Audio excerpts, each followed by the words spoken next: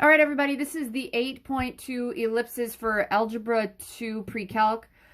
This is part 3. This is video 3. So I guess at this point, I really haven't done anything, but I would probably introduce, this would be like day 2. I'd introduce this like, okay, this guy right here. If I gave you the quantity x minus 4 squared plus the quantity y plus 3 squared equals 25, what is it? And I'm hoping you'd say, it's a circle. Okay, so what are the two things you need in order to graph a circle? You need to know the center and the radius. Well, the center is going to be 4, -3. Isn't that just like how we started to do the parabolas? We started to figure out where the vertex was. It was the opposite of each. And this always equals the radius squared, so your radius is 5. So if I ask you guys to graph it, you'd go to 4, -3.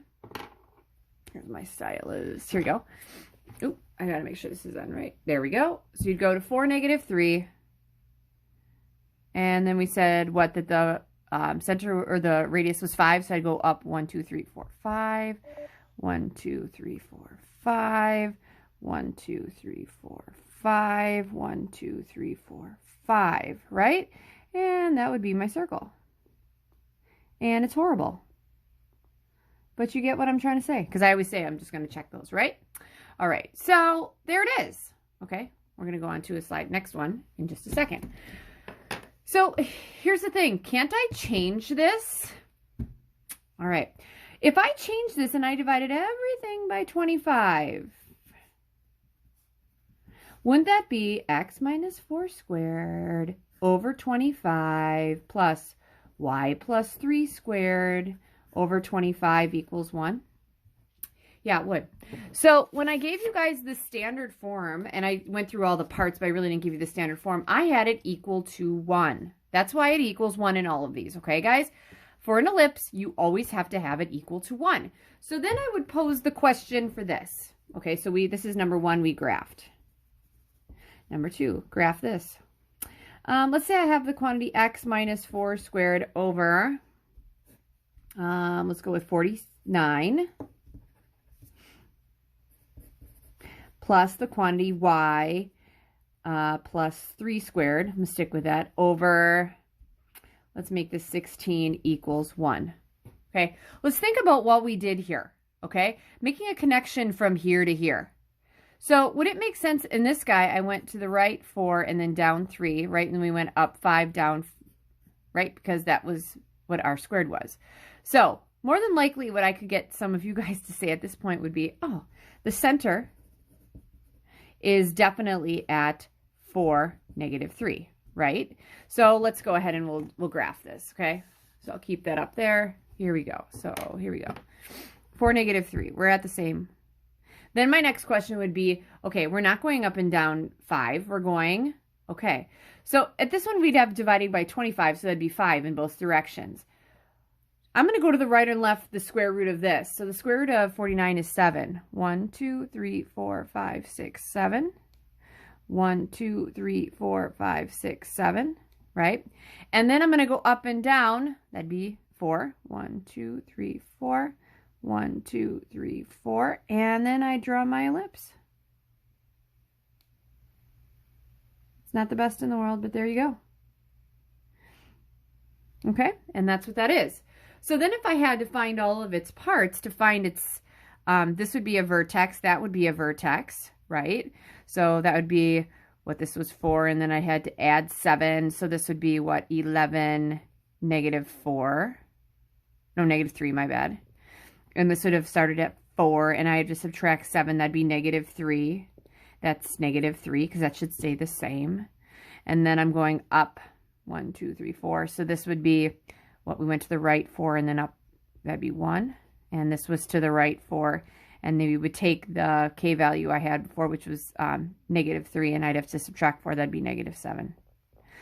So I could find all those. And then if I had to figure out the foci, which are going to be somewhere in there, not sure, I would take, I know that c squared plus b squared equals a squared, right? So if I know that that exists, I know for sure that a squared is an a. This would be my a, that is 7.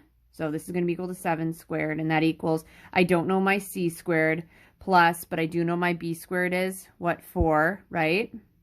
So that's going to be 4 squared. And then I can figure out my C. And once I have my C, I would take that center, which was at 4, -3, and I would either add or subtract onto my x coordinates based on what my C is.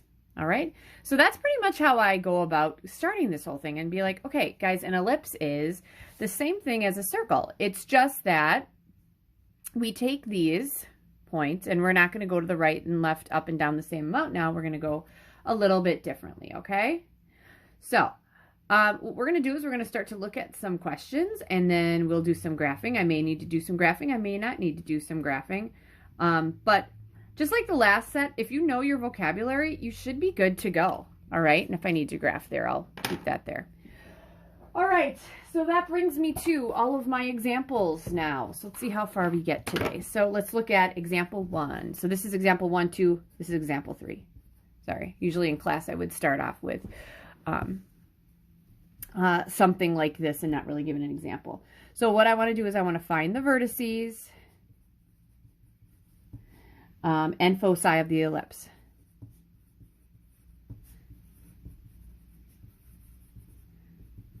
Now, in your Friday reflection, some of you guys noted this stuff and having all this. It's totally, you could totally do it again. The thing that changes is that your foci and your ellipse that we did in the last video, now we're going to have H's plus or minus C's. We're going to move it, and we're going to move it in both of those directions. So I'll probably just graph those things. Just know that if I am moving it to the right, then I'm going to have to add a C to this. If I'm moving it down, then I'm going to have to add a K to this. My vertices, same thing. If I have moved it to the right, I have to add an H to this because that's my X coordinate.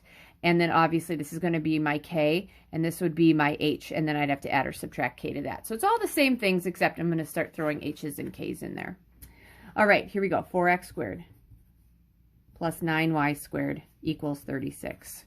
All right, so the first thing I'd notice is that it has to be x squared and y squared. You notice there's nothing out in front of these. There's nothing out in front of this. So, and also it has to be equal to 1. So let's divide by 36 and make it equal to 1. 4 divided by 36, that's x squared over 9 plus this would be y squared over 4, that equals 1. All right, so if I had to graph this, which might be super helpful, I'd go to the right and left 3, right? Okay, because this is a squared. So I'd go to the right and left 3 and up and down 2. And I would have something like this, right? So my vertices? My vertices are what, at 3, 0? -3, 0, right? And then what I need to do is I need to take these and I have to subtract a little amount here because I got to figure out what my C value is, right? So I'm either subtracting or if I could figure out this side. Well, I do know, I'm going to go off to the side right here. I know that C squared plus B squared equals A squared. I don't know my C. Remember that your foci are in terms of your C. So I don't know that. C squared plus my B squared. B is 4. B squared is 4, okay, because this is like your B squared. So I just put it as 4 equals my A squared, which is 9. Subtract 4. C squared equals 5. Take the square root. C equals plus or minus the square root of 5. All right, so that means this was my B, this was my C, B, C, A. So it makes sense that your foci are going to be at, this guy would be the negative square root of 5, 0. And this guy here would be the positive square root of 5, 0. The center in this guy is at 0, 0. I know I didn't ask that in the question, but it is at 0, 0. And there you go. Those are my parts. Okay, so I do graph a lot. I sketch a lot of graphs. All right, so that's my third example. Number 4. Okay, so number 4. Find the equation of the ellipse.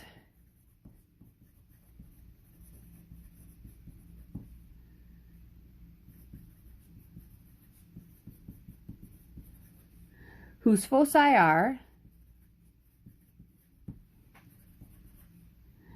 0, -3, and 0, +3, whose minor axis has a length of 4,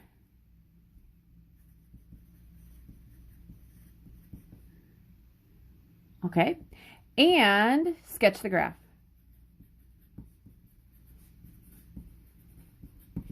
All right, so here we go. So foci. Okay, would it make sense, you guys, that if I'm looking at, because I'm going to use this guy too, all right? Sorry, I got my nails from that little activity from before. All right, would it make sense, you guys, that if my foci are at negative 3, 0, and then 3, 0, wouldn't my center have to be at 0, 0? Because that's smack dab in the middle, so that's important. I need to know that. Okay, then I know that my C, I know for sure because of this, C is plus or minus 3. I know that that's my C value. Now, my minor axis has a length of 4. So since my minor axis has a length of 4, wouldn't my semi, which is B, wouldn't that be 2? All right, so B is 2. All right, so if I'm sketching this, this is obviously going up and down. Make sense? Okay, so that means if it's going up and down, whatever my Y is, that's going to have the bigger number. Okay? And I'll make sense of it in just a second. So here's the thing. I need to have my A value. I know that C squared plus B squared equals A squared. C squared is going to be whatever 3 squared is, because it doesn't matter if it's positive or negative. Plus B squared is 2 squared. That equals A squared. 9 plus 4 equals A squared. That's 13 equals A squared. Good, I'm still on there. Okay, take the square root. A equals plus or minus the square root of 13. Okay, now since the center is at 0, 0, this totally makes sense because negative 3 and positive 3 would be there. The square root of 13 is going to be bigger than the square root of 9, so it is bigger than that 3, so it's going to be out there. All right, so here's my equation. I know that this goes like this, okay? So if it's going like that, that means my Y squared has to be above the bigger number. All right, and that would be A squared, which would be the square root of 13 squared would be 13. All right, plus, then I'm going to have X squared. And then how far across? It was 2. B was 2. 2 squared, that's 4. That equals 1. All right, so, and then I'll graph this in just a second. So I'll actually graph this right now. So I know that my center's at 0, 0, right? I know that my minor axis was at 2, right? So I'm going to go to the right 2 and then to the left 2. And then, ooh, that didn't quite go. There we go. And then I know that the Y has to be, we're going up and down the square root of 13. So square root of 13 is going to be 3.6. So I'm going to go up about 3.6 here. I'm going to go down about 3.6 there. There we go, and make the best one I can. And what I'm trying to do is I'm trying to make this so it doesn't have like points on the ends. I'm trying. I'm not the best in the world at that, but there you go. That's my graph, okay?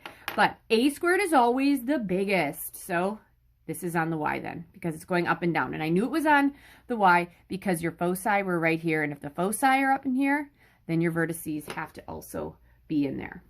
All right? So with that, then the next group, what I ended up doing is I'm going to move my center, okay? And I'm probably going to end up using this because it makes sense to use all these parts and use my graph. And I might just sketch it on my paper. Okay, so that's example number 4. All right, let's do example number 5. All right, and I'm gonna finish up this video with this one, and then I'll have one more. So find the standard form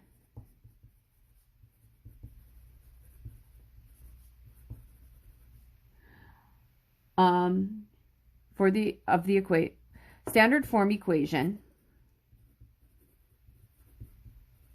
for the ellipse whose major axis has endpoints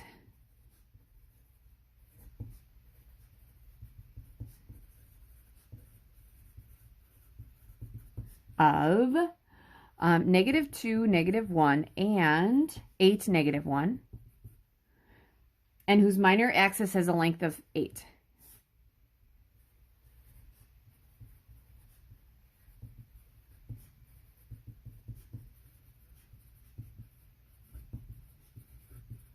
All right, so let's say that I'm going to graph this, and I actually have enough room right here so I can go back between this guy and then that. All right, so major axis has endpoints of -2, -1, right there, and then 8, -1. So I got 3, 6, it's 8, -1. I'm going to make sure. 2, 4, 6, 8, yeah, -1. So would it make sense, you guys, that first off, this is where my endpoints are, so these are my vertices, right? So would it make sense then that I'm going to have my x squared is going to come first, and actually it really doesn't matter what comes first because you're adding. I just tend to put the one with the larger denominator first. Okay, so I'm going to have something with my x, because I don't know the center. The center's obviously not here, so kind of got ahead of myself.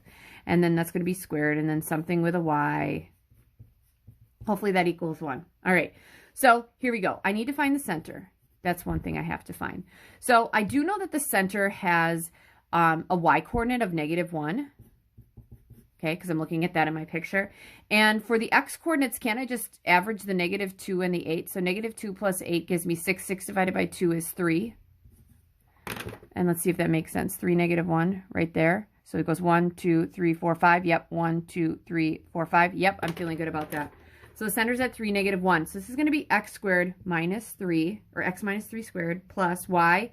And that's going to be plus 1 squared. That equals 1. All right? So that makes sense there. Next thing I want to do is I got to figure out my a squared, and I got to figure out my b squared. Well, would it make sense that your a squared, sorry, I'm going to change my colors here. All right, let's do orange. Okay. Would it make sense that this is going to be my a right here? Okay, so that's 1, I think it's 5. 1, 2, 3, 4, 5. A is 5. All right? So that's going to be 5 squared. That's 25. That equals, okay. So I know that it ends like it has something that does like this. That's what and it needs to go up and down so many. All right, the minor axis has a length of 8. So would it make sense when I graph this, I'd go 4, because this is going to be 8 through, so I'm going to go 1, 2, 3, 4, 1, 2, 3, 4. There we go, right? So it has a length of 8. So it'd be 1, 2, 3, 4, 5, 6, 7, 8. We're good with that. Wouldn't this is going to be my b, and b is 4. Which makes sense because it's half the length of the whole thing. 4 squared is 16. That's it. I didn't even use my card. I just like to use my graph, and I'm trying to figure out things based on my graph. So that's the end of video number 3. You're going to get one more in just a moment.